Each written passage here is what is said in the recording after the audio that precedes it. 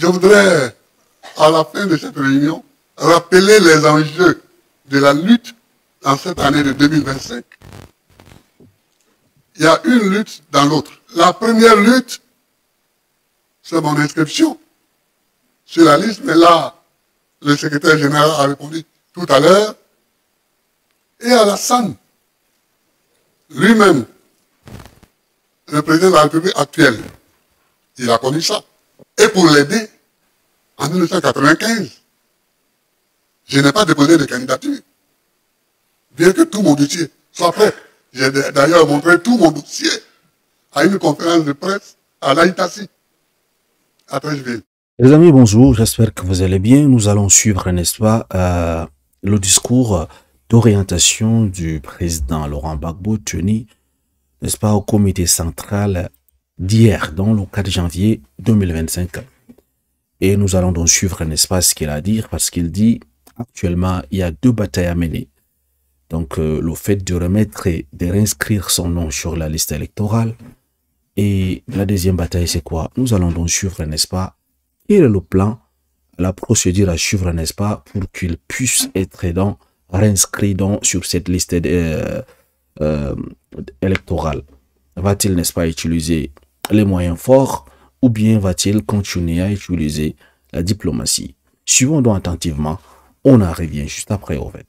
Il y avait Fologo qui était assis à côté de moi à l'époque. Quels sont les sacrifices qu'on n'a pas fait pour lui? On en a fait beaucoup.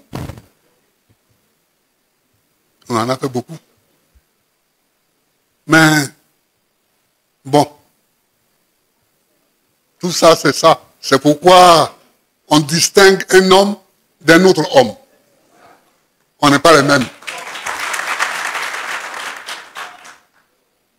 Et à Pretoria, c'est moi qui ai pris l'initiative de dire à Thabo Mbeki, frère, je n'ai pas peur qu'Alassane soit candidat. Donc, et Alassane était là, Bédi était là. Il y avait Alassane, Bédi et Thabo Mbeki. Et j'avais demandé à Alassane de jouer au traducteur, de faire le traducteur. Et donc, j'ai dit, comme j'ai moi aussi mes électeurs, et que mes électeurs ne sont pas pour sa candidature, si je dis à Abidjan qu'il est candidat, ça va me porter préjudice.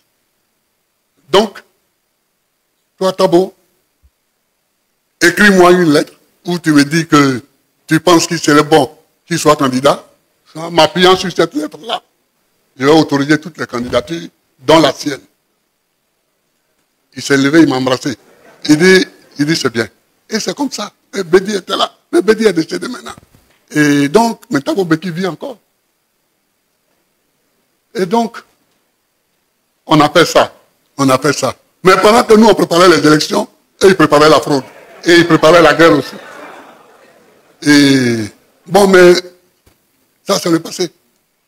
Mais c'est pour vous dire ce qu'on a fait. C'est pour vous dire ce qu'on a fait. Et aujourd'hui, c'est comme si cela n'a pas été. Or, cela a été. Cela a été. Bon, on continue. On continue. Donc, il y a l'inscription là, qui est une bataille en soi, et il y a la victoire à l'élection elle-même, qui est une deuxième bataille. Étant donné qu'il n'y a pas plus sourd que l'homme qui ne veut pas entendre, c'est l'inscription qui est la bataille la plus difficile. C'est le jour où ils auront entendu. L'ONU leur a déjà écrit qu'il faut mettre Gbagbo. L'ONU leur a déjà écrit qu'il faut mettre Gbagbo. Parce que moi, je m'amuse beaucoup quand je vois les gens dire oui, je connais un tel m'a écrit, je connais un tel, mais on se connaît tous. Le secrétaire général de l'ONU actuel, Antonio Guterres, j'étais dans l'opposition quand il est venu ici.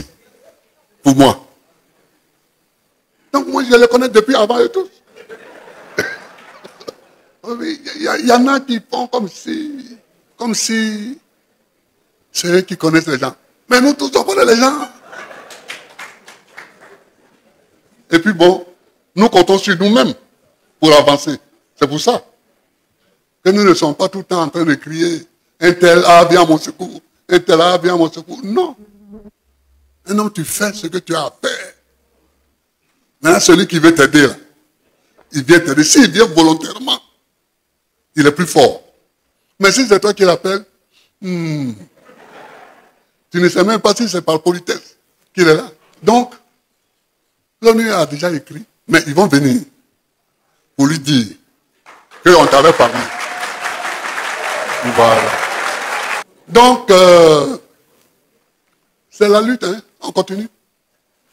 On va doucement, doucement, on va doucement, doucement. Mais on ne sait pas quoi. Donc, c'est ça les enjeux de la bataille. Ça, c'est les enjeux formels. Mais les enjeux de fond, il faut que la politique de la Côte d'Ivoire change. Ça, c'est les enjeux de fond. Il faut que cette politique-là change. De fond à comble, il faut que ça change. Je regarde les gens et tout est ruine et désolation. Tout est ruine et désolation. Mais enfin, nous avons entrepris des travaux qu'il faut continuer et qu'il faut terminer. Et là, j'ai fait les travaux. Mais il y en a, la campagne va venir, on va parler. Il y en a qui disent, mais Babo, il était là, il a fait quoi? Je vais leur dire ce que j'ai fait. La guerre qu'ils ont amenée là, je l'ai contenue. La guerre qu'ils ont amenée, je l'ai contenue. Je vois des gens essayer d'expliquer. Non, mais nous étions exclus, c'est pourquoi j'ai été élu le 22 octobre. J'ai prêté serment le 26 octobre. Nous avons fait le premier conseil des ministres le 27 octobre. On était au conseil des ministres quand on m'a dit qu'il y a des morts à Yopougon, les charniers de Yopougon. J'ai envoyé Boga, Lida et le ministre de la Justice là-bas pour aller voir. Je n'avais même pas fini de former les administrations. La première attaque, j'étais au village. Ils nous attaquent le 6 janvier. J'ai dit, mais je suis arrivé au pouvoir à la fin octobre, novembre, décembre. Depuis janvier, on nous attaque. J'ai fait quoi en 2 mois pour qu'on nous attaque? Oui, en 2 mois. J'ai fait quoi qui mérite qu'une rébellion nous attaque? Mais ça, c'est des débats qu'on va avoir. C'est des débats qu'on va avoir. Vous faites une rébellion pour mettre quelqu'un au pouvoir. Dites que c'est pour qu'un tel vienne au pouvoir. Mais moi, j'arrive au pouvoir le 27 octobre. Le 6 janvier, vous m'attaquez. J'ai fait quoi? Je n'ai même pas fini, les ministres n'ont même pas fini de former leur cabinet. Moi-même, je n'ai même pas fini de former mon cabinet. S'ils veulent qu'on en parle, on en parlera. Mais en tout cas, moi, je veux qu'on en parle. Vous voyez? Donc, si les gens veulent qu'on parle des rapports qu'on a eus, de ce qu'ils nous ont fait, ils vont nous expliquer. Ils vont nous expliquer les mesures que j'ai prises qui allaient contre les boubous. Parce que beaucoup, oui, on ne peut pas porter des boubous. Moi-même, j'étais un boubou. Moi-même, j'étais un boubou. Donc, chers camarades, c'était ça. C'était ça. Je suis heureux qu'on ait cette réunion, mais tout ce que j'ai dit, c'est simplement pour que vous sachiez que nous avons quelque chose à dire.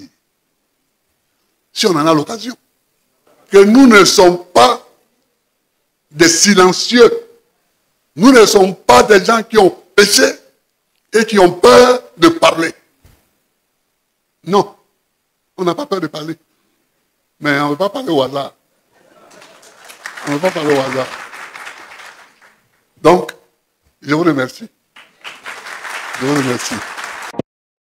Voilà, chers amis, vous venez donc là de suivre le président Laurent Gbagbo, c'était, n'est-ce pas, au comité central du 4 janvier, n'est-ce pas, du PPAC, en fait, organisé à CTV. Là, c'est son discours, vous avez suivi, tout est clair. Il avait annoncé au début de son discours qu'il a deux batailles à mener, deux luttes au fait d'affaires. C'est l'inscription de son nom sur la liste électorale. Et la deuxième bataille, c'est quoi? C'est la victoire, n'est-ce pas, à ces élections. C'est-à-dire, il faut que ça soit transparent.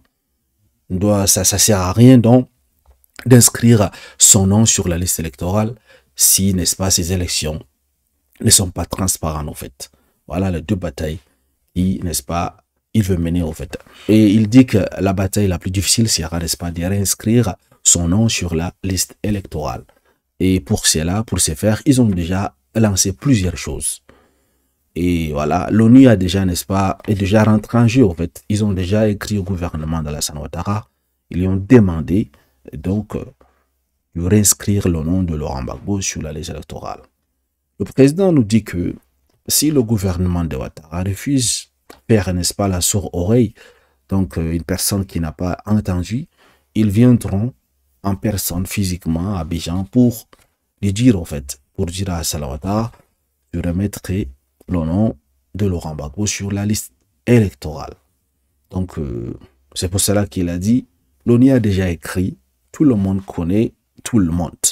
Donc, pour les relations, il dit qu'il a connu ces membres, n'est-ce pas, de l'ONU, ces gens de l'extérieur que, actuellement, le gouvernement actuel les utilise. Il dit qu'il les a connus avant eux. Donc, du coup, s'ils refusent de répondre favorablement à la demande de l'ONU, qui les a écrits formellement, alors l'ONU va venir pour lui dire en personne. Donc, ils vont déplacer des personnes qui vont venir à Abidjan, chez le président, pour l'informer, donc en personne. Et après cela, s'ils refusent, vous savez ce qui va se passer. Donc, ce qui est sûr, ils vont envoyer des casques bleus, toutes ces choses, voilà. Ils vont le faire, ils vont forcer à Alassane Ouattara à la main pour donc réinscrire le nom de Laurent Gbagbo sur la liste électorale. Mais nous ne souhaitons pas cela, nous souhaitons que ces hommes s'entendent et que ça marche, puisqu'il a rappelé l'histoire. Il a rappelé comment ça s'est passé, comment se fait-il, comment ça s'est passé jusqu'à ce que Alassane Ouattara a pu, n'est-ce pas, donc participer à ces élections-là dans les années passées. D'abord, en 95, selon Laurent Gbagbo, il a refusé de participer à ces élections si le nom de Ouattara n'est pas inscrit, si Ouattara n'est pas candidat, lui aussi non. Donc du coup, il a refusé. C'est en 2000 alors qu'il a, n'est-ce pas, il s'est porté candidat. Voilà, et il a gagné ces élections. Il a dit, vous savez, il y a des personnes qui critiquent qu'est-ce qu'il a fait, il a eu 10 ans au pouvoir, qu'est-ce qu'il a fait, toutes ces choses. Il a dit, le moment viendra et qu'on va en parler. Il a hâte de parler de cela, en fait. Et vous allez nous dire ce qu'il dit ici. Ils vont nous dire, ils vont nous expliquer les mesures que j'ai prises qui allaient contrer les boubous pour que, n'est-ce pas, ils forment la rébellion juste 2 mois après sa prise, n'est-ce pas, de fonction. Donc, une personne qui avait 10 ans de pouvoir, mais dans la rébellion, il dit qu'il a contenu cette guerre qu'ils ont créée. Voilà ce qu'il a fait, au fait. Elle n'a pas construit les routes ni les écoles, mais cette guerre-là qui minait, qui avait divisé la Côte d'Ivoire en deux, il a contenu cette guerre. Donc, il dit que quand le moment du débat va arriver, donc pendant la campagne, nous allons avoir les occasions pour en parler avec, n'est-ce pas, ces personnes qui m'accusent. Qu'est-ce que j'ai fait? Puisque là, on voit les œuvres d'ado, et voilà. On a hâte, n'est-ce pas, de voir, de suivre ces débats, en fait. J'aimerais bien voir un débat actuel entre Alassane Ouattara et Laurent Gbagbo, en fait. C'est des hommes, n'est-ce pas? Peut-être 60 minutes de débat, comme ce qui se passe un peu en France avec, n'est-ce pas, par exemple, avec Marine Le Pen et Emmanuel Macron. Souvent, c'est Bardella et Gabriel Attal. Donc, les deux poids lourds de la politique ivoirienne qui s'affrontent, n'est-ce pas, sur le débat télévisé. Donc, il dit s'ils arrivent à faire inscrire son nom sur les listes électorales, la deuxième, donc, sa deuxième bataille, ça serait quelque chose de facile, parce que c'est juste de surveiller les votes, faire en sorte que ces élections soient transparentes. Voilà, en grosso modo, ce qui en ressort, n'est-ce pas, des paroles de Laurent Gbagbo, parce qu'on n'a pas besoin d'entrer trop dans les détails de ces choses, les affaires des prétoriats, pendant que eux préparaient les élections, d'autres préparaient la fraude et la guerre. On n'a pas besoin trop d'entrer dans ces choses. Donc, c'est vraiment la quintessence, n'est-ce pas, de ce qu'il vient de nous dire. Voilà, dites-moi, chers amis, qu'en pensez-vous de tout ce qui se passe sur la scène politique ivoirienne, n'est-ce pas, de la réinscription du nom de Laurent Gbagbo, sa victoire? Pensez-vous réellement qu'il pourra briguer à nouveau, il pourra diriger à nouveau, n'est-ce pas, la Côte d'Ivoire? Est-ce une bonne chose? Je vous écoute. Merci.